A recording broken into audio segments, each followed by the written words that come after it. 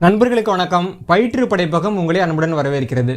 கடந்த 2020 ஆண்டில் மே மாதம் 15ஆம் தேதி அன்னைக்கு கேஷ் எனும் தமிழ் சொல் அப்படின்னு நம்ம ஒரு காணொலி வெளியிட்டோம்.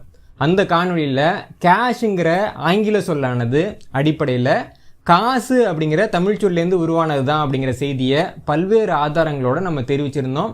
அந்த காணொலியை நீங்கள் ஒருவேளை பார்க்கல அப்படின்னா இந்த காணொலியோட இறுதியில் அந்த காணொலியோட இணைப்பை நம்ம கொடுத்துருக்கோம். அது இல்லாமல் கீழே டிஸ்கிரிப்ஷன்லையும் அந்த காணொலியோட இணைப்பை நம்ம கொடுத்துருக்கோம். அதை நீங்கள் இந்த வீடியோவை பார்த்து முடிச்சுட்டு கண்டிப்பாக பார்க்கலாம். கேஷ் எனும் தமிழ் சொல் அப்படிங்கிற நம்ம காணொலி வெளிவந்த பின்னாடி நிறைய தரப்பில் இருந்தும் அந்த காணொலிக்கு பாராட்டுகள் கிடைச்சது. நிறைய மக்கள் எங்களுக்கு இதுக்கு முன்னாடி கேஷுங்கிறது தமிழ் சொல்லேருந்து வந்த சொல் அப்படின்னு தெரியாது அப்படின்னு தெரிவிச்சிருந்தாங்க. அயல்நாடு வாழ் தமிழர்கள் இது மிக முக்கியமான கண்டுபிடிப்பு, எங்களுக்கு இதை பற்றி தெரியவே தெரியாது, எங்களுக்கு பெருமிதம் கொடுக்கக்கூடிய செய்தியாக இருக்குது அப்படின்னு தெரிவிச்சிருந்தாங்க. இது இல்லாமல் இந்தியாவை சேர்ந்த பல்வேறு நபர்களும் இதை புது செய்தி அப்படின்னு தெரிவிச்சிருந்தாங்க. மிக முக்கியமாக முன்னாள் மத்திய அமைச்சர் சசி தரூர் ஒரு பேட்டியில் பேசுகிறப்போ தமிழில் இருந்து நிறைய சொற்கள் ஆங்கிலத்துக்கு போச்சுன்னு எனக்கு தெரியும், ஆனால் கேஷ் அப்படிங்கிறது தமிழ்லேருந்து போன சொல் தான் அப்படிங்கிறது எனக்கு புது செய்தியாக இருக்குது அப்படின்னு தெரிவிச்சிருந்தார். இப்படி நம்ம காணொலிக்கு நிறைய பாராட்டுகள் கிடைச்சாலும் இந்த செய்தி நிறைய நபர்களை போய் சேர்ந்தாலும் நம்ம எந்த நோக்கத்துக்காக அந்த காணொலியை வெளியிட்டோமோ அந்த நோக்கம் நிறைவேறலை அப்படிங்கிறது தான் சோகம். நம்மளோட நோக்கம் என்ன அப்படின்னா, இன்னைக்கு ஆங்கில அகராதிகளை பார்த்தீங்க அப்படின்னா கேஷ் அப்படிங்கிற ஆங்கில சொல்லுடைய வேர் சொல்ல அவங்க எந்த சொல்ல சொல்கிறாங்கன்னு பார்த்தா பிரெஞ்சு சொல்லான கைசே அப்படிங்கிற சொல்லில் இருந்து தான் கேஷுங்கிற ஆங்கில சொல் உருவானதா அகராதிகள் சொல்லிக்கிட்டு இருக்காங்க. இந்த கைசே அப்படிங்கிற சொல்லு பண பெட்டியை குறிக்கக்கூடிய சொல்ல, அது பணத்தை குறிக்கக்கூடிய சொல்லே கிடையாது. இந்த கைசே அப்படிங்கிற பிரெஞ்சு சொல் எப்படி உருவானது அப்படின்னு பார்க்க போனால் காசா அப்படிங்கிற ஒரு லத்தீன் சொல் இருந்தது. இந்த காசாங்கிற சொல் பார்த்தா வெறும் பெட்டியை குறிக்கக்கூடியது. இந்த காசாங்கிற சொல்லேருந்து உருவானது தான் கைசேங்கிற பிரெஞ்சு சொல். இந்த கைசேங்கிற பிரெஞ்சு சொல்லேருந்து உருவானது தான் கேஷுங்கிற ஆங்கில சொல் அப்படின்னு இன்னைக்கு நாம் படித்து கொண்டிருக்கக்கூடிய பெரும்பாலான அகராதிகள் சொல்லுது. தமிழ்நாட்டை சேர்ந்த பல்வேறு நாணயவியல் ஆய்வாளர்களும் வரலாற்று ஆய்வாளர்களும் கேஷ் அப்படிங்கிறது தமிழ் சொல்லேருந்து உருவான சொல் தான், நீங்கள் பிரெஞ்சிலேருந்து உருவானது லத்தீன்லேருந்து உருவானதுன்னு தவறாக சொல்கிறீங்க அப்படின்னு இந்த அகராதி நிறுவனங்களுக்கு பல்வேறு மின்னஞ்சல்களை அனுப்பியிருக்கோம். இது இல்லாமல் நம்மோட கேஷ் எனும் தமிழ் சொல்லுங்கிற காணொலியை பார்த்த உலகத்தின் பல்வேறு இடங்களில் இருக்கக்கூடிய தமிழ் சொந்தங்களும் அகராதி நிறுவனங்களுக்கு நீங்கள் இந்த காணொலியை பாருங்கள், இந்த காணொலியில் இந்த செய்தி கூறப்பட்டிருக்கு அப்படின்னு சொன்னதோட நம்ம காணொலியில் இருக்கக்கூடிய ஆதாரங்களின் புகைப்படங்களையும் கூட ஸ்கிரீன்ஷாட்டாக எடுத்து அனுப்பியிருக்காங்க. இப்படியெல்லாம் நாம் முயற்சி பண்ணாலும் கூட அகராதி நிறுவனங்கள் அந்த சொல்லினுடைய விளக்கத்தை மாற்றலை. அதே சமயம் அந்த சொல்லினுடைய விளக்கத்துக்கு கீழே கேஷ் எனும் ஆங்கில சொல் தமிழில் இருந்து வந்தது என்றும் கூறப்படுகிறது அப்படின்னு ஒரு வரியை மட்டும்தான் சேர்த்துருக்காங்க. இது போதாது. என்ன காரணம்னு பார்த்தீங்கன்னா அதுக்கு பக்கத்திலேயே கேஷுங்கிற சொல் சீனத்திலிருந்து வந்தது என்றும் கூறப்படுகிறது அப்படின்னு சேர்த்திருக்காங்க. கேஷ் எனும் சொல் சமஸ்கிருதத்திலிருந்து வந்தது என்றும் கூறப்படுகிறது அப்படின்னு சேர்த்திருக்காங்க. கேஷுங்கிற சொல் சீனத்திலிருந்து வந்தது என்பதற்கோ சமஸ்கிருதத்திலேருந்து வந்ததுங்கிறதுக்கோ அல்லது லத்தீன்லேருந்து வந்ததுங்கிறதுக்கோ பிரெஞ்சிலேருந்து வந்ததுங்கிறதுக்கோ எந்த ஆதாரங்களும் இதுவரைக்கும் யாராலையும் கொடுக்கப்படவில்லை. ஆனால் அதே சமயம் கேஷுங்கிற ஆங்கில சொல் தமிழில் இருக்கக்கூடிய காசுங்கிற சொல்லில் இருந்து தான் போனது அப்படிங்கிறதுக்கு நம்ம கிட்டக்க நூற்றுக்கணக்கான ஆதாரங்கள் இருக்கு. இவ்வளவு ஆதாரங்கள் இருந்தும் கூட ஒரு பெருமையை நாம் தமிழுக்கு மீட்டு கொடுக்கல, அப்படி கொடுக்க முடியலை அப்படின்னா அது நமக்கு மிகப்பெரிய அவமானம். இந்த சூழ்நிலையில் நம்ம என்ன செய்ய முடியும் அப்படின்னா நம்ம கிட்ட இருக்கக்கூடிய ஆதாரங்களை இன்னும் துல்லியமாக நாம் வெளிப்படுத்தணும். நம்ம ஆதாரங்களை நம்ம கையில் மட்டும் வச்சுக்காம அனைத்து தமிழர்களுக்கும் பரவலாக்கணும். தமிழர் அல்லாத நபர்களுக்கு கூட தெரிந்த செய்தியாக இந்த செய்தியை மாற்றணும். அப்படி செய்யும் போது சீக்கிரமே அகராதி நிறுவனங்கள் கேஷுங்கிற ஆங்கில சொல் காசுங்கிற தமிழ் சொல்லேருந்து உருவான சொல் தான் அப்படிங்கிறத ஏற்றுக்கொள்ளக்கூடிய நிர்பந்தத்துக்கு உள்ளாக்கப்படுவாங்க. நம்ம அதை தான் பண்ண போகிறோம். இப்போ நீங்கள் பார்த்துக்கிட்டு இருக்க இந்த காணொலியில் கேஷுங்கிற ஆங்கில சொல் காசு அப்படிங்கிற தமிழ் சொல்லிருந்து போனது தான் அப்படிங்கிறதுக்கான மிக முக்கியமான ஆதாரங்களை நான் வெளியிட போகிறேன். இந்த ஆதாரங்களை அனைத்து மக்களிடமும் கொண்டு சேர்க்க வேண்டியது உங்களுடைய பொறுப்பு.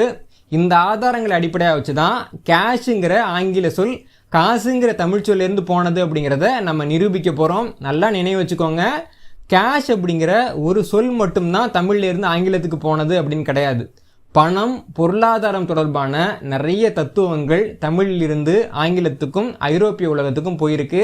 அதையெல்லாம் நாளைக்கு நாம் நிரூபித்து அந்த பெருமையெல்லாம் நாம் வந்து நம்முடைய பெருமையாக மாற்றிக்கணும் அப்படின்னா கேஷுங்கிறது தமிழ் சொல்லிலிருந்து தோன்றிய சொல் தான் அப்படிங்கிறத கட்டாயம் நம்ம நிரூபித்தே ஆகணும். இந்த இடத்துல நம்ம கோட்டை விட்டோம் அப்படின்னா ஒரு பெரிய பெருமையை தமிழ் இழந்துடும். அதனால் இந்த காணொளியை முழுமையாக பாருங்கள்.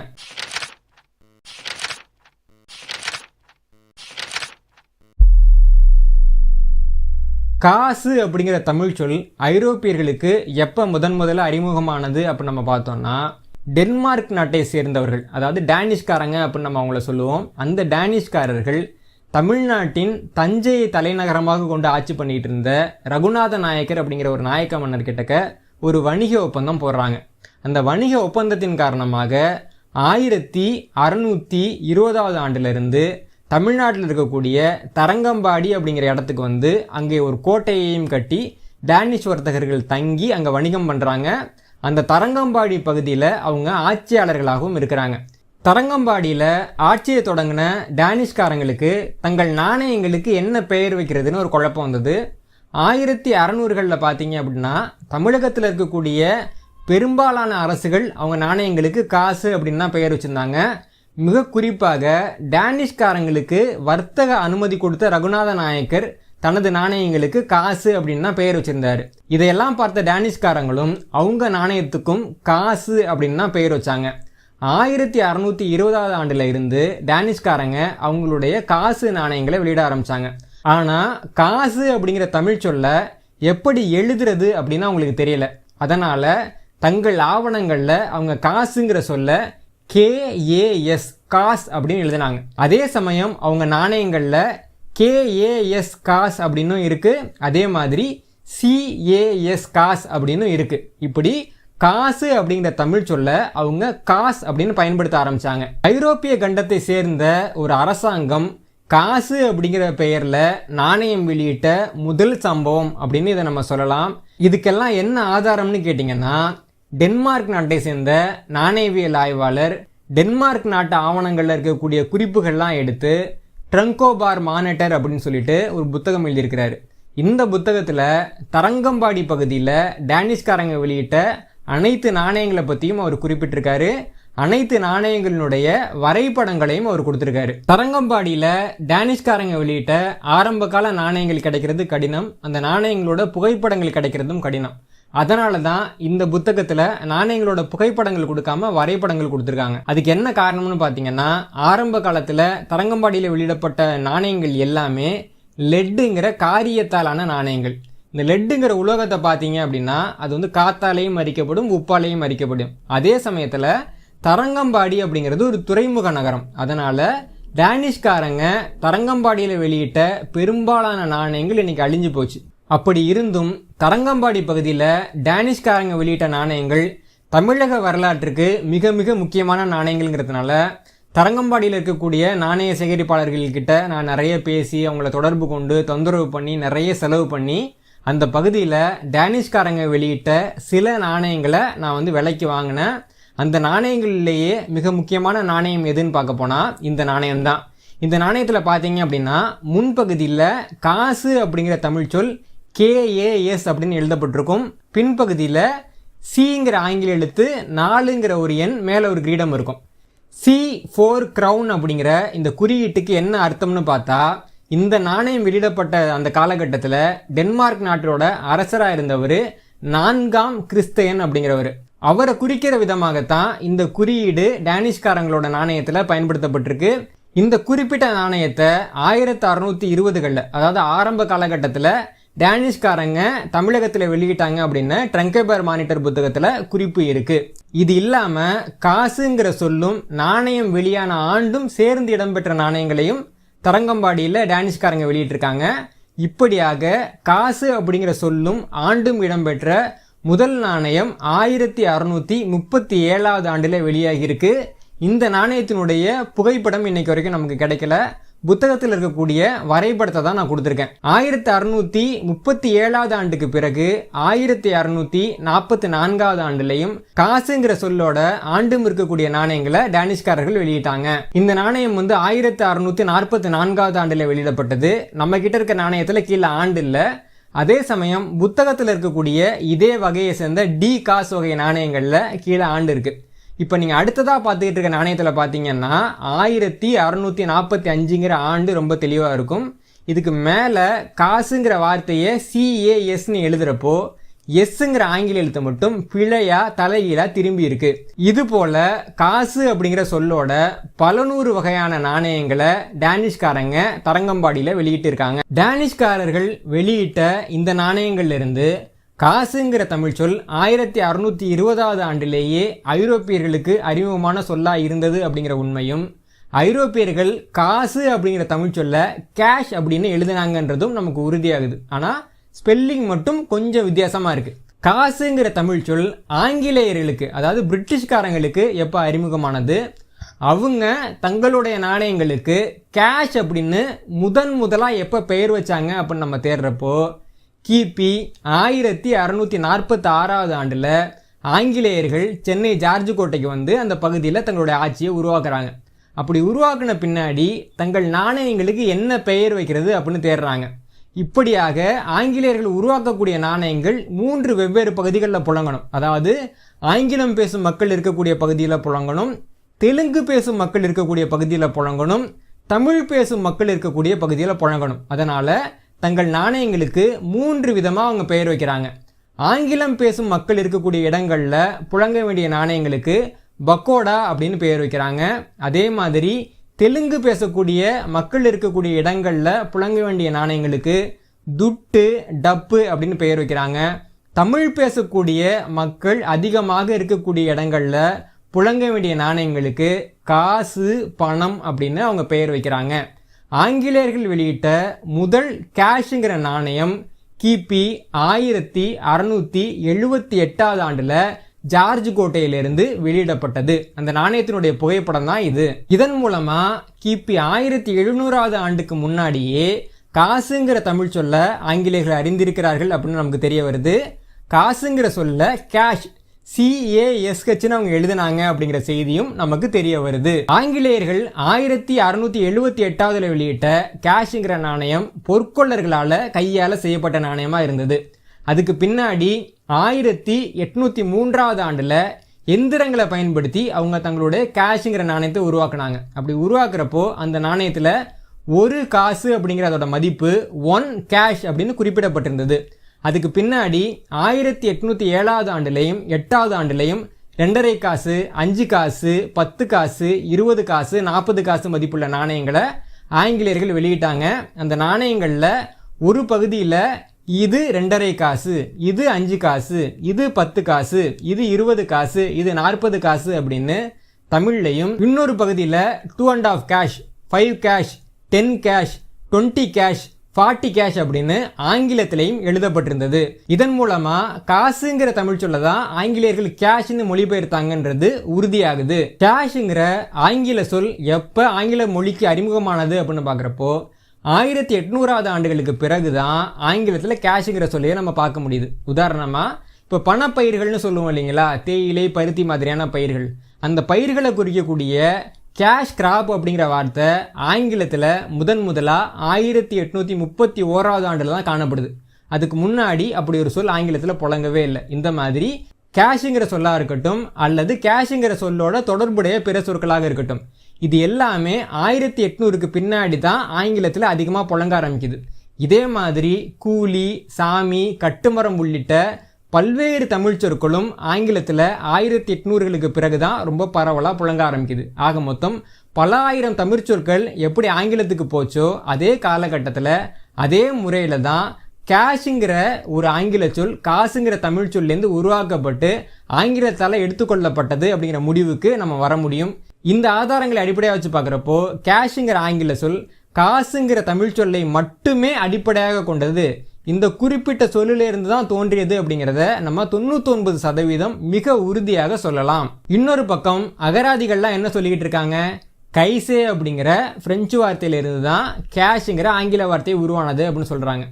ஆனால் பிரெஞ்சுக்காரர்களோட வரலாறு எடுத்து பார்த்தா பிரெஞ்சுக்காரர்களும் கேஷ் அப்படிங்கிற வார்த்தையை முதலாக தமிழகத்தில் தான் கேள்விப்படுறாங்க.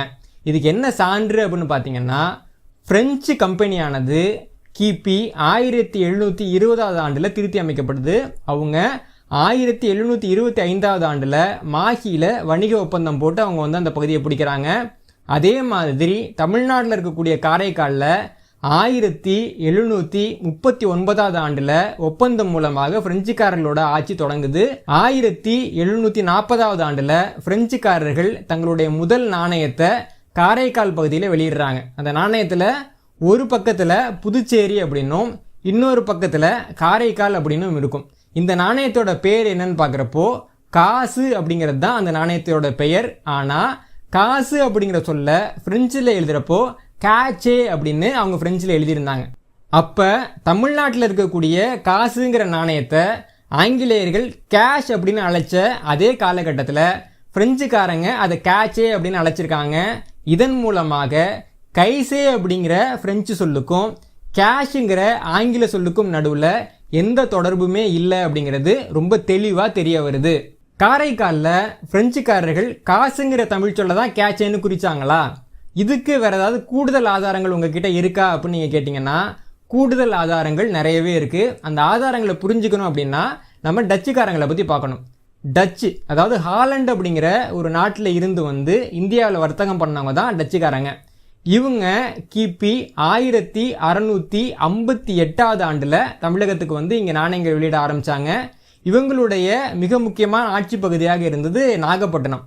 இந்த டச்சுக்காரர்கள் சரியாக 1693 ஆண்டில் புதுச்சேரி பகுதியை பிரெஞ்சுக்காரங்கள்ட்டேருந்து பிடிக்கிறாங்க. அதாவது பிரெஞ்சுக்காரங்களை துரத்தி விட்டுட்டு இவங்க ஆட்சி அமைக்கிறாங்க. அதற்கு பிறகு 1698 ஆண்டு வரைக்கும் அந்த பகுதியோட ஆட்சி டச்சுக்காரங்க கிட்ட தான் இருந்தது. இந்த குறிப்பிட்ட காலகட்டத்தில் டச்சுக்காரங்க புதுச்சேரியில் ஒரு நாணயத்தை வெளியிட்டாங்க. அந்த நாணயத்தில் பார்த்தீங்க அப்படின்னா பின்பகுதியில் காளியோட உருவம் இருக்கும், முன்பகுதியில் புது காசு அப்படின்னு தமிழில் எழுதப்பட்டிருக்கும். புதுச்சேரியில் டச்சுக்காரங்க வெளியிட்ட இந்த நாணயத்திலேருந்து நமக்கு தெரியக்கூடிய செய்தி என்னன்னா, புதுச்சேரியை இதுக்கு முன்னாடி ஆட்சி பண்ணிக்கிட்டு இருந்த பிரெஞ்சுக்காரங்க வெளியிட்ட நாணயத்தோட பெயர் காசு. அந்த காசு நாணயத்துக்கு பதிலாக டச்சுக்காரங்க இந்த நாணயத்தை வெளியிட்டிருக்காங்க. அதனால தான் இந்த நாணயத்தில் காசுங்கிறதுக்கு பதிலாக புது காசு அப்படின்னு அவங்க பொறிச்சிருக்காங்க அப்போ நம்ம புரிஞ்சிக்க முடியுது. இது இல்லாமல் நாகப்பட்டினத்தில் இருந்து ஆட்சி பண்ண டச்சுக்காரர்கள் நாகப்பட்டினத்தில் வெளியிட்ட நாணயத்தை நம்ம பார்த்தோம் அப்படின்னா அதில் ஒரு பகுதியில் VOCன்னு போட்டிருக்கும். அது வந்து அந்த கம்பெனியோட குறியீடு. அதுக்கு மேலே என் அப்படின்னு போட்டிருக்கும். என்னன்னா நாகப்பட்டினம்னு அர்த்தம். அதோட பின்பக்கத்தில் நாகப்பட்டினம் அப்படின்னு தூய தமிழ் எழுதப்பட்டிருக்கும். இந்த நாணயத்துக்கு டச்சுக்காரங்க வச்ச பேர் கேஷ் அப்படிங்கிறது தான். CASH கேஷ் அப்படின்னு தான் அவங்க பெயர் வச்சாங்க. அவங்க ஆவணங்கள்லையும் கேஷ் அப்படின்னு தான் அவங்க நாணயங்கள் குறிப்பிடப்படுது.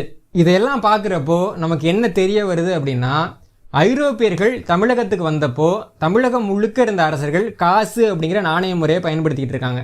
அந்த காசுங்கிற நாணய முறைக்கு தமிழகத்துக்கு வந்த ஐரோப்பிய அரசர்களும் மாறிக்கிறதுக்கு முயற்சி பண்ணுறாங்க. அப்படி முயற்சி பண்ணுறப்போ ஆங்கிலேயர்கள் அவங்க நாணயத்துக்கு காசு அப்படிங்கிறத கேஷ் அப்படின்னு மாற்றி பெயர் வைக்கிறாங்க.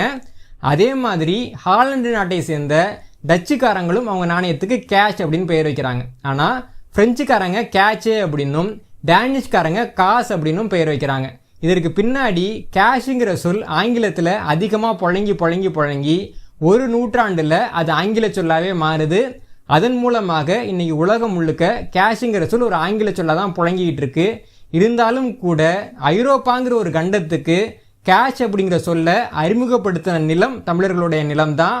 ஆங்கிலம்ங்கிற மொழிக்கு முதல்ல கேஷுங்கிற சொல்ல அறிமுகப்படுத்தினதும் தமிழ்நாடு தான். காசுங்கிற தமிழ் சொல் ஐரோப்பிய நாடுகளுக்கும் ஆங்கில மொழிக்கும் எப்படி போச்சு அப்படின்னு யாராவது கேட்டால் அதை நிரூபிக்கிறதுக்கு நம்ம கிட்டக்க 100க்கும் மேற்பட்ட வகைகளில் காசு இருக்குது. ஆனால் இன்னைக்கு அகராதிகளில் சொல்லிக்கிட்டு இருக்காங்க இல்லைங்களா, இந்த சொல் வந்து லத்தீன்லேருந்து வந்தது, பிரெஞ்சுலேருந்து வந்தது, சீனத்திலேருந்து வந்தது, சமஸ்கிருதத்திலேருந்து வந்ததுன்னு. இப்படி சொல்லக்கூடிய எந்த கூற்றுக்கும் ஒரு ஆதாரம் கூட யாருக்கிட்டக்குமே இல்லை அப்படிங்கிறது தான் இங்கே நம்ம கவனிக்க வேண்டிய செய்தி. அதனால் தமிழுக்கு மிக முக்கியமான அந்த பெருமையை மீட்டு கொடுக்க வேண்டியது நம்ம கடமை அப்படின்னு நான் நினைக்கிறேன். நீங்கள் நல்லா ஒரு விஷயத்தை புரிஞ்சுக்கணும். நான் வந்து இன்றைக்கி இருக்கக்கூடிய சராசரி நாணயங்களை பற்றி ஒரு காணொலி வெளியிட்டேன் அப்படின்னா அந்த காணொலி குறைஞ்சபட்சம் சில லட்சம் பார்வைகளாவது பெறுது. மில்லியன் வியூ கூட சில காணொலிகள் போயிருக்கு. அந்த காணொலிகளை உருவாக்குறதுக்கு நான் நிறைய மெனக்கடணும் அப்படின்னு அவசியம் கிடையாது. ஏன்னா அந்த செய்திகள்லாம் எனக்கு ஏற்கனவே தெரியும். அந்த நாணயங்களோட புகைப்படங்கள் எனக்கு எளிதாகவே கிடைக்கும். ஆனால் இந்த மாதிரியான காணொலிகளை உருவாக்கணும் அப்படின்னா ஒரு நாணயத்தை புகைப்படம் எடுக்கிறதுக்காகவே பல ஆயிரங்கள் கொடுத்து நான் விலைக்கு வாங்க வேண்டியது இருக்குது. அது இல்லாமல் பல 100 புத்தகங்களை நான் புரட்டி பார்க்க வேண்டியது இருக்குது. இந்த நாணயங்கள் தொடர்பான செய்திகளை கோர்வையாக எழுத வேண்டியது இருக்குது. இந்த காணொலியை உருவாக்குறதுக்கு பின்னாடி ஒரு மிகப்பெரிய உழைப்பும் ஒரு மிகப்பெரிய தேடலும் இருக்குது. இவ்வளவு மெனக்கெட்டு நான் ஏன் இப்படி ஒரு காணொலியை உருவாக்குறேன் அப்படின்னா, ஒரு தமிழனாக, ஒரு நாணயவியல் ஆய்வாளனாக இது என்னோட கடமை அப்படின்னு நான் நினைக்கிறேன். தமிழுக்கு என்னால் முடிஞ்சது ஒரு சின்ன பெருமையை மீட்டு தர்றது அப்படின்னு நான் நினைக்கிறேன். அதுக்கு மேலே தமிழ் தன்னுடைய பெருமைகளை எல்லாம் மீட்கக்கூடிய ஒரு பெரிய நிகழ்வோட தொடக்கம் அப்படின்னு அதை நான் பார்க்குறேன். அதனால் சக தமிழர்கள், அன்பு சகோதரர்கள் இந்த முயற்சியில் எனக்கு தோள் கொடுங்க. உலகமெங்கும் இருக்கக்கூடிய தமிழ் சங்கங்களாக இருக்கட்டும், தமிழ் அமைப்புகளாக இருக்கட்டும், இந்த முயற்சியில் துணை நில்லுங்க. இது ஒரு தொடக்கம் தான். இந்த காணொலியை நீங்கள் சமூக வலைத்தளங்களில் பகிரும் பொழுது இது கூடவே #தமிழ்வேர்டு_கேஷ் அப்படிங்கிற வரியை பயன்படுத்துங்க. அப்படி பயன்படுத்தினீங்க அப்படின்னா தான் நம்முடைய இந்த முயற்சி எப்படியெல்லாம் மக்களை சென்றடையுது, எவ்வளவு பெரிய அதிர்வலைகளை ஏற்படுத்துது அப்படிங்கிறத ஓரளவுக்காவது நம்மளால் கணிக்க முடியும். அது இல்லாமல் பிற மொழிகளை சேர்ந்த, மிக முக்கியமாக ஆங்கிலம் பேசக்கூடிய உங்கள் நண்பர்களுக்கு இந்த செய்தியை நீங்கள் சொல்லுங்கள். இது தொடர்பாக அவங்க ஏதாவது தெரிஞ்சுக்கணும் அப்படின்னா நம்ம ஏற்கனவே வெளியிட்ட தமிழ்வேர்டு_கேஷ் அப்படிங்கிற அந்த காணொலி முழுக்க ஆங்கிலத்தில் சப்டைட்டில் கொடுக்கப்பட்டிருக்கு. இப்போ நீங்கள் பார்த்துக்கிட்டு இருக்க இந்த காணொலிக்கும் சீக்கிரமே நம்ம சப்டைட்டில் கொடுத்துருவோம். இப்படி சப்டைட்டில் கொடுக்கப்பட்ட காணொலிகளை தயவு செஞ்சு அவங்களுக்கு காமிங்க. அப்படி காமிக்கிறப்ப தான் அவங்களும் இந்த சொல்லை பற்றி தெரிஞ்சுக்க முடியும். அவர்கள் கூட அகராதி நிறுவனங்களுக்கு குறிப்பிட்ட அளவு அழுத்தத்தை கொடுக்க முடியும். அதனால் நம்முடைய பெருமையை நாம் மீட்பதற்கான வாய்ப்பு இன்னும் அதிகரிக்கும். கேஷுங்கிறது ஒரு சொல் தானே. தமிழ்லேருந்து நூற்றுக்கணக்கான ஆயிரக்கணக்கான சொற்கள் ஆங்கிலத்துக்கு போயிருக்கு. அப்படி இருக்கப்போ ஒரு குறிப்பிட்ட சொல்லுக்கான பெருமையை நிலைநாட்டுறதுக்கு இவ்வளோ மெனக்கடணுமா அப்போ நீங்கள் யோசிக்கக்கூடும். கேஷுங்கிறது ஒரு சாதாரணமான சொல் கிடையாது. அது பொருளாதாரத்தோட தொடர்புடைய சொல். பொருளாதாரத்தை பொறுத்த வரைக்கும் ஒரு சொல் எங்கேருந்து எடுக்கப்படுதோ அந்த தத்துவம் அங்கேருந்து எடுக்கப்பட்டது தான் அப்படிங்கிறது ஒரு மிகப்பெரிய நம்பிக்கை. இன்றைக்கி சிறுத்தை புலிகள் இந்தியாவை சேர்ந்தது தான் அப்படின்றத நம்ம எப்படி நிரூபித்தோம் அப்படின்னா, சீதா அப்படிங்கிற அதோட பெயரை வச்சு தான் நிரூபித்தோம். ஏன்னா இந்திய மொழிகளில் சீதா அப்படின்னா புள்ளிகளை உடையது அப்படின்னு அர்த்தம். இந்த பெயர் வேறு எந்த மொழியிலையுமே இல்லை. கங்காருங்கிறது ஆஸ்திரேலியாவுக்கு உரியது அப்படின்னு எப்படி நிரூபித்தாங்க அப்படின்னா, கங்காருங்கிற அந்த பெயரை வச்சு தான் நிரூபித்தாங்க. இந்த மாதிரி பெயர் அப்படிங்கிறது ஒரு சொல்லினுடைய வேரோடு தொடர்புடையது. அதனால் கேஷ் அப்படிங்கிற ஆங்கில சொல்லுக்கு பின்னாடி இருக்கக்கூடிய முக்கியத்துவம் ரொம்ப ரொம்ப பெருசு. அந்த சொல் தமிழ் சொல் தான் அப்படின்னு நம்ம நிரூபிக்க வேண்டியது மிக மிக அவசியமானது. அதை தயவு செஞ்சு மறந்துடாதீங்க. சாகும்போதும் தமிழ் படித்து சாக வேண்டும். எந்தன் சாம்பல் வேகும் போதும் தமிழ் மணக்க வேக வேண்டும். நன்றி, வணக்கம்.